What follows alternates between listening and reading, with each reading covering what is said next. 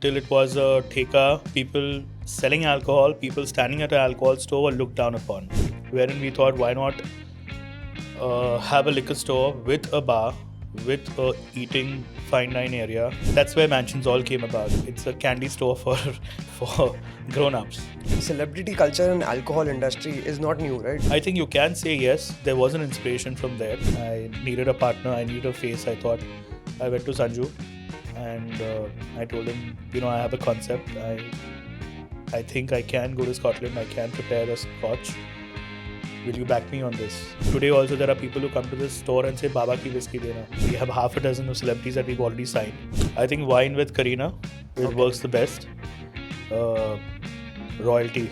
Can you explain what kind of licensing goes behind opening a store? If you go to the excise office, you learn what you have to do. Alcohol and wine shop licenses cannot be issued new. They are only traded with the ones which are already there. Yeah. Is that true? That's true. 1972 was the last liquor license in Maharashtra. What are the margins on different spirits? Every bottle in Maharashtra that you buy, 78 to 75% is tax out of that. Whiskeys are easier to sell, beers are easier to sell. Margins in a whiskey, vodka, spirits is the same. Only the higher margins come in wines. I think whiskey we have a standard 9%. Beer we have about 7.5%. Wine would be anywhere between 18 to 20%. So obviously wine is the highest, but wine obviously is not even 1% of our sales. Clocking about 120 crores this year. Let's say I want to give you a situation wherein if I give a very local brand, something like people call it Paua or Desi alcohol. If you had to rebrand that and launch it, what would your playbook be? We're already working on one.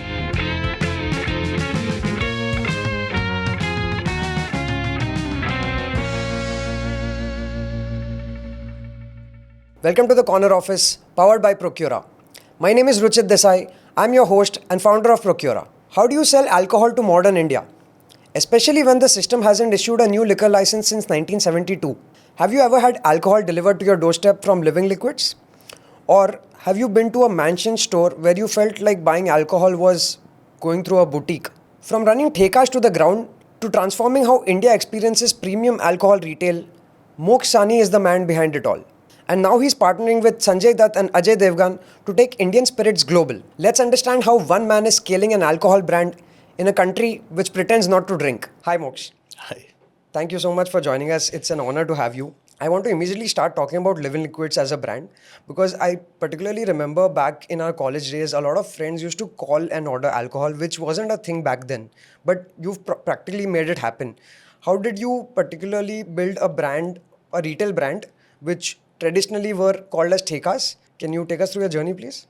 I basically got out of college and obviously like any kid goes to the father and says, Dad, you know what, I don't want to join the liquor store business which you are in because it's not something that really attracts me. He said, what do you want to do? I said, there are two options, that I look for something else or I revamp the existing business. Obviously, we were well traveled and we've been seeing stores abroad or the West. But more than that, I wanted to create somewhere I would love to go and shop. And I could see, any women that would want to shop as well. So he said, create one model, let's do a pilot and let's try it out. And that's where Living Liquidz was born. So we did our first pilot at Malad, in Orbit Mall, where we were selling only wines there, but seeing the acceptance of the walk-ins and the kind of people that were flocking there in terms of just to select those wines and reading the labels, coming inside, spending time inside. Somehow that gave him the confidence and gave me the confidence as well that if we could do this to only a wine section, we could probably do this to a liquor store as well. And that's where this journey began from. Right. So starting from there, now how many stores are you currently at?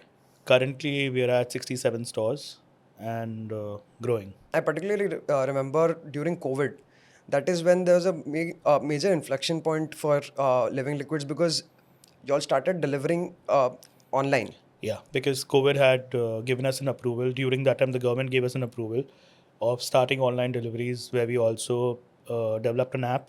I think we were the first ones to have the app, and I think for a span of year and a half or 2 years, we ran the app successfully, and the kind of appreciation that we got and the kind of business that we got in the app was really different.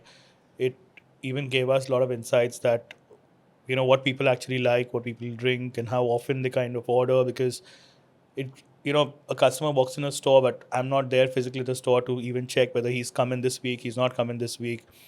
Nowadays people don't like to leave their numbers, they don't want people to chase them, give them SMSs, WhatsApps, whatever. So, but this actually gave us a lot of insights, because the app is something that's on your hand, and you've got to basically order yourself, or you're telling your housekeeping to order, or whatever staff to order. So we could read the patterns, what people were ordering, how often they were ordering, and so forth, so on. And people really enjoyed it, because coming to a liquor store, they would spend 15 minutes.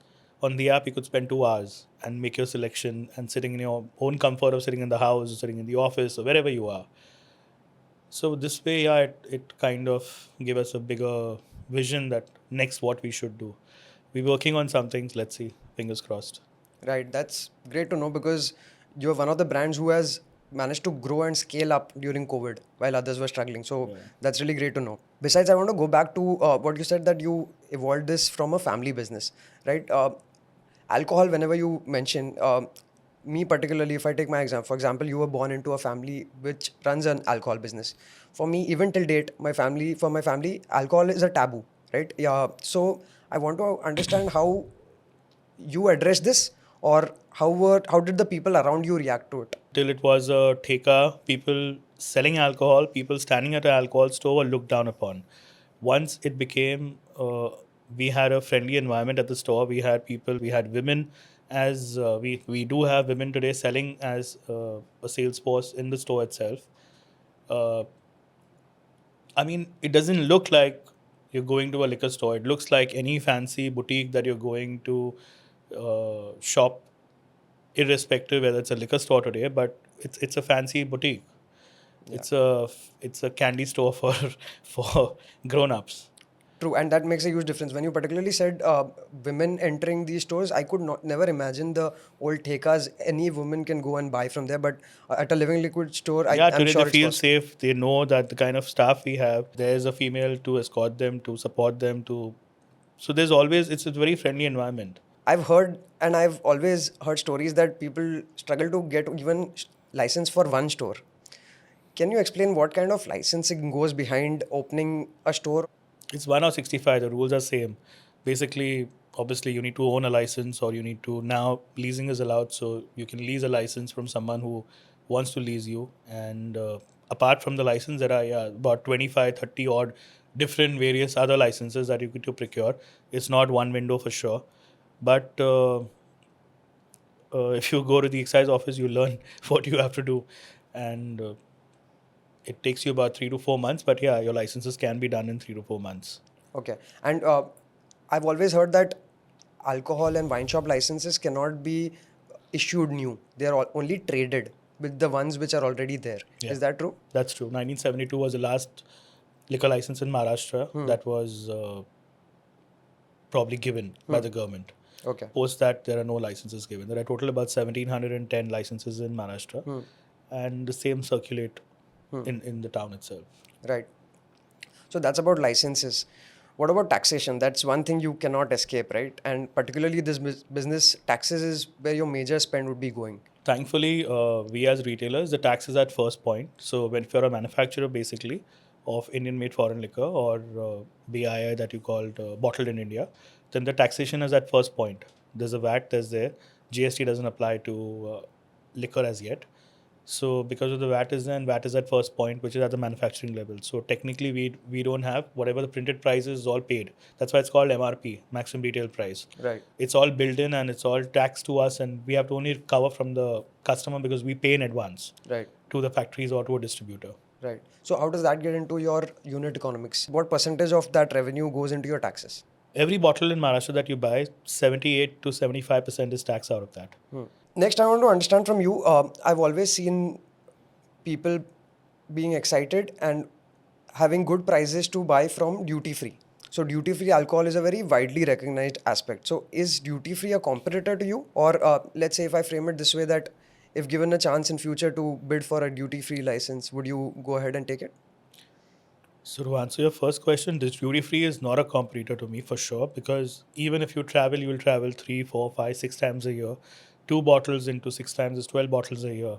Even if you're a good, well drinking house who socialize, party, call friends over, 12 bottles a year is nothing that's going to really make me a difference or anyone a difference. So no, it's not a competition because there are only 2 bottles allowed for you to carry from duty free. So that way, first point is clear. They're not a competition. Yes, if I would ever get a chance, I'm going to jump on it. And I would love to own a duty free, whichever part of the world that is, or India, or wherever. Okay, so moving on from Living Liquidz, you then did not stop there. You felt the need to take the drinking experience or the buying alcohol experience into an experiential business or experiential retail, as you'd like to call it.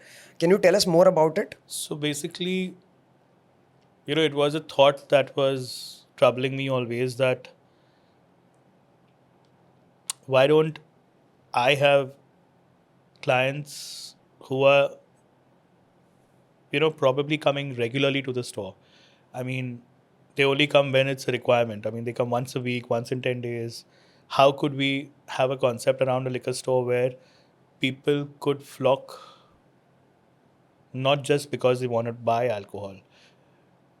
That's where the concept of Mansionz came, wherein we thought, why not have a liquor store with a bar, with a eating fine dine area, with education, if you throw in some educational products in terms of teaching about wines, teaching about spirits, holding sommelier sessions and classes. That's where Mansionz all came about. So I think Lower Parel was my first Mansionz that we started, and it's built in a lovely old heritage bungalow, and it holds about 3 bars, 2 restaurants, and a liquor store, and a wine cellar, and an experiential try before you buy section. So I think, I that was my dream, that I really wanted to create something. It's spread across 7,000, 8,000 square feet, and that was my dream project that I wanted to really do. And since that kind of kicked off well, there was no looking back. So today we have about 4 mansions. It's taken us time, but we're pretty happy with the response. We have in Mumbai, Pune, Bangalore, uh, and Bandra, obviously. That's where I stay. So I had to have one very close to my house. And we're looking at adding 10 mansions this year, probably this financial year. I've myself been to one of the stores. It doesn't look anything less than a Louis Vuitton store, believe me. But then my eyes fell on one of these bottles, which still are priced at your 120 rupees alcohol bottle. So for a wine shop, selling a 120 rupees bottle is understandable. But for a mansion to sell a 120 rupees bottle, is it still profitable? How much does one store cost, and what are the economics behind it? So one store may cost, depends on what kind of interiors. As you said, it's a Louis Vuitton, so yeah, it depends on what kind of interiors you put in a store. But an average store should be built with everything, should be about 10 to 12 crores is what you need, with the license, with the interiors, with fit outs and everything is what you need.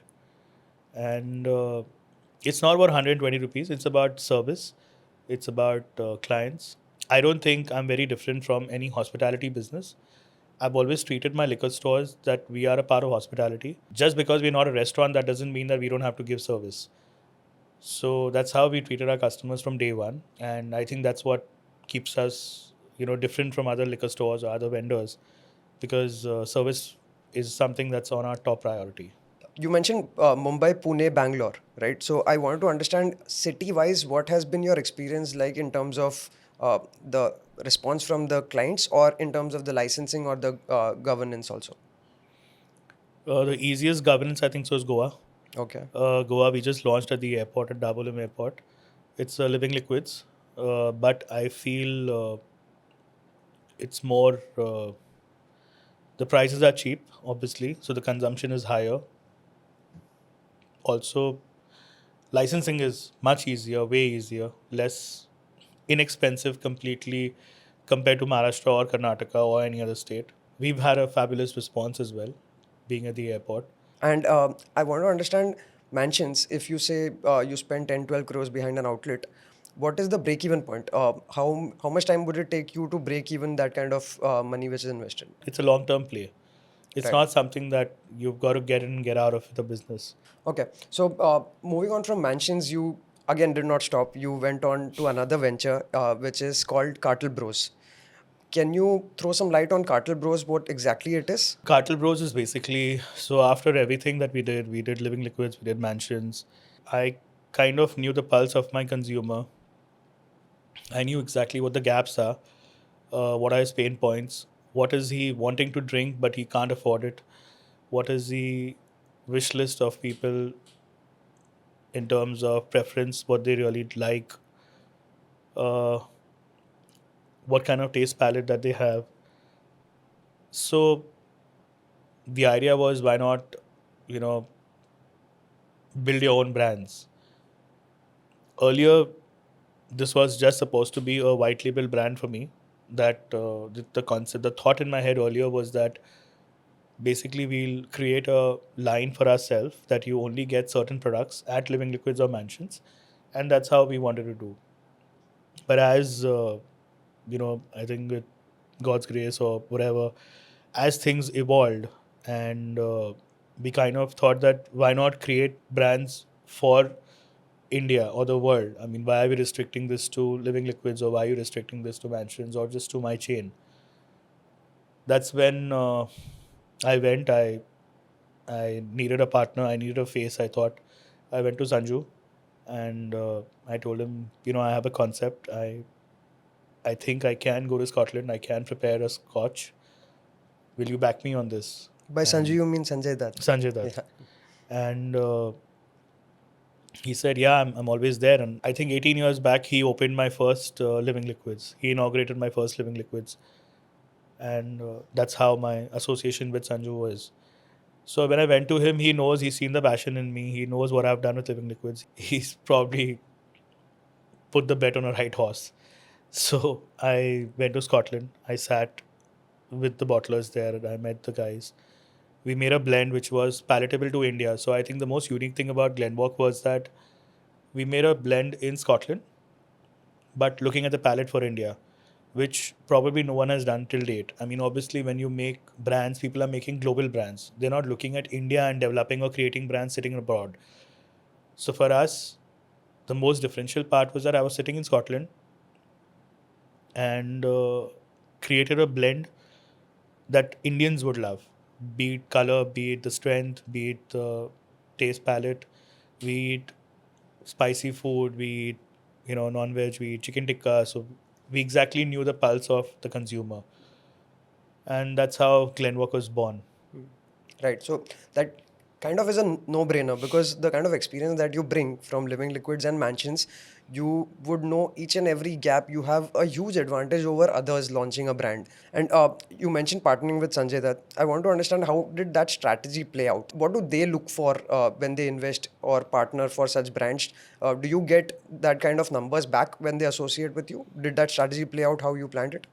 It did play out with me. Touchwood, it did play out because the way Sanju stood by me for, in particularly with this brand, was commendable.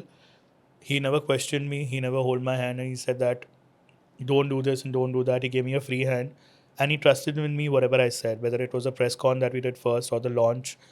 He supported me. He's the face of the brand. I mean, I can say this much, that today also there are people who come to the store and say Baba ki whiskey dena. So that's what he's created for us. That's what we've created for him, and we together have done this.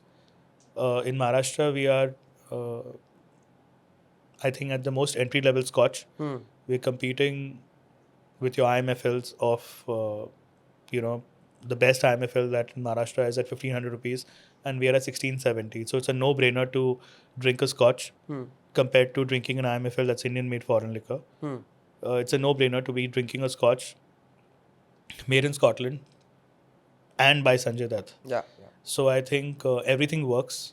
The price, the blend, the taste, and the name behind the brand, it all worked in our favor. So, celebrity culture in alcohol industry is not new, right? I want to understand, was there any inspiration from the West where we've seen brands like Aviation by Ryan Reynolds? So was there any inspiration from there? I think you can say yes, there was an inspiration from there, because we have so many restrictions here in terms of marketing and in terms of, you know, publicizing alcohol and talking about alcohol, as you said earlier, taboo. Okay. So that's great to know. So partnering with celebrities has really paid off for you. It has. It's just a start. Right. I mean, it's just the start for us. We have half a dozen of celebrities that we've already signed, and we will soon you'll hear a lot of them in this year itself. Right. Okay. You launched a personal brand by the name of Mokksh Wines. So wine is particularly one topic which I don't particularly understand. So I want to know from you. For me, it seems a lot of times there's a lot of farce. They keep shaking the glasses, they smell it. I don't understand it. That's why I feel that it is like that. Can you explain us that what was the logic behind Mokksh Wines and particularly wines, the way they are celebrated in France? Will they be ever celebrated in India? So Mokksh Wines was actually launched back in 2012. So it was more of a private label for Living Liquidz. And as I said, even when I was doing Glenwalk earlier, I had thought about it that I'll make only a private label. So coming back to Mokksh Wines, yes, was only a private label because I wanted consumers to come back again to me only. I would not only sell it to anyone else, only to restaurants, bars, and myself. So today, if you wanted to drink at home, you knew you had to come to a Living Liquidz to buy this product. It's by force. You have to come to a Living Liquidz if you like a product. And we were carefully even creating those wines, and we took a lot of care in understanding the process, the procedure, and handcrafted those products and brought them in the store. But today, even our wine business, we are taking it commercially and globally now. We've put certain faces behind the wines as well, which will be relaunched, I think, under the name of Amaris. And in such a business, how do you compete with someone like a Sula Wines? There are a number of brands which are there today in the market. And it's easier for me because I have a distribution network, I have a retail network, and obviously I've been in the business. So it's a little easier for us. But end of the day, it's a product that makes a difference. If you make a good product, well priced, and value for money for the consumer, I think the consumer chooses the product by itself. And what are the margins on different spirits? I want to understand. So for something like a whiskey or a beer or a wine, which one has the highest margin? Which one has the lowest margin? Which one is easier to sell? Easier to sell is obviously a dark spirit. Whiskeys are easier to sell. Beers are easier to sell. Margins in a whiskey, vodka, spirits is the same. Only the higher margins come in wines. That's it. Otherwise, I think more or less beers have lower margins, wines have higher margins, and spirits have a very similar margin. Okay, so we already spoke about licensing and governance in opening alcohol stores or a wine store, but you've gone on to launch your alcohol brands. So what kind of trademarks or licensing goes in an alcohol brand? In an alcohol brand, every state in India is a country by itself. So if you have 27 states or 26 states, you've got to register in every state.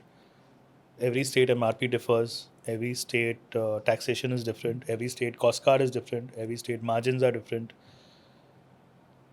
So I said it's like India, it's like handling 26 countries by itself. But thankfully, trademark is only one for India. So once you register your trademark with India, it's Maharashtra or India rather, not in Maharashtra. Once you register a trademark in India, you're done, you're good for India. But obviously, globally, you've got to register your trademark in every country that's different. So, for example, we initially did Glenwalk only in UK. Then we did it back in India. And now we've got a global trademark. So, across the world, we've registered Glenwalk, be it China, be it Singapore, be it anywhere, be it any country.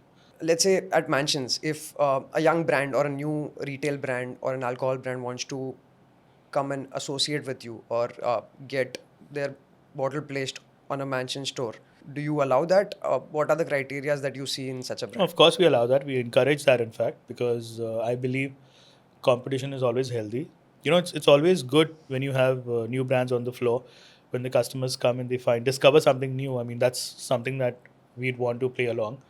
But yeah, the criteria for us is obviously the brand needs to stand out. The brand needs to be speak by itself. We have a tasting, we have a sommelier who tastes the brands. If it's a wine, we have a lengthy process. But if it's spirits, thankfully, it comes to me. It has to be a good, decent enough liquid, a good looking product, and obviously the margins. It has to offer us better margins than what the other brands are offering or the competition is offering, or all the older brands are offering. Uh, all these three criteria fit in, and so then the order is placed. Right, right. So you mentioned margins a couple of times.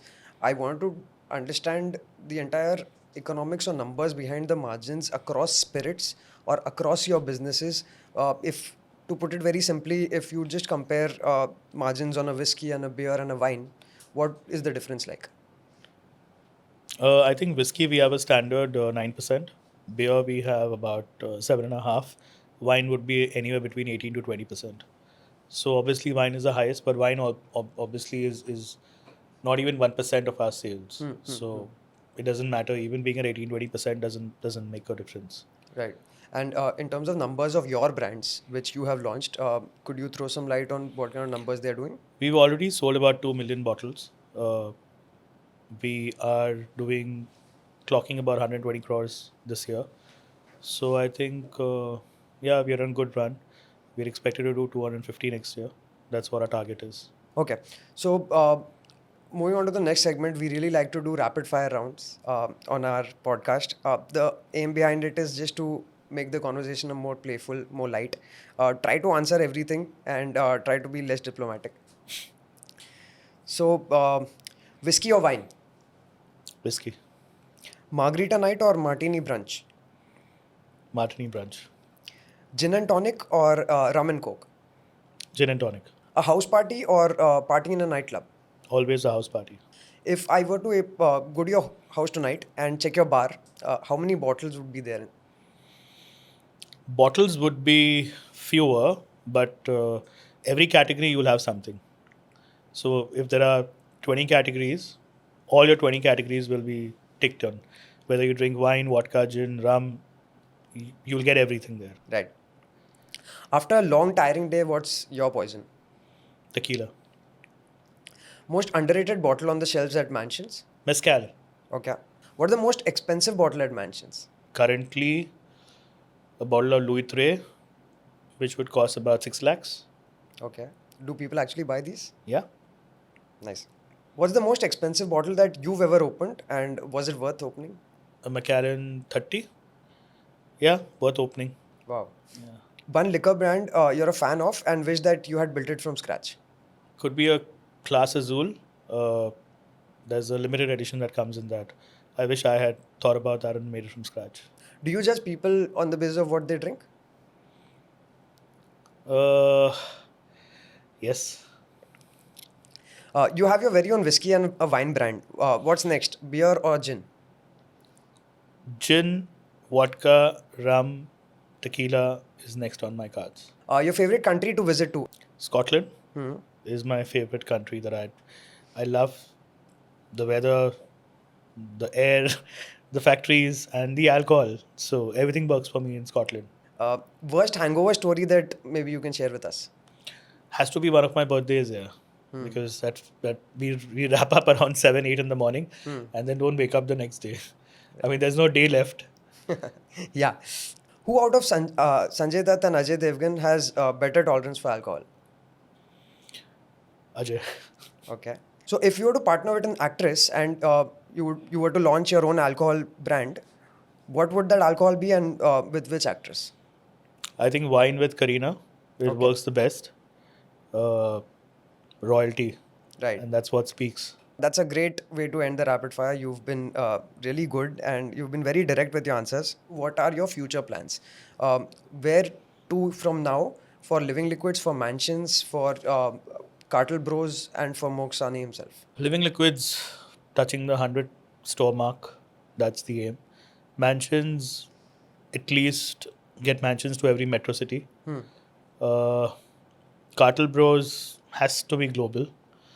I want to make sure that we make every alcohol segment that is worth making and take that globally.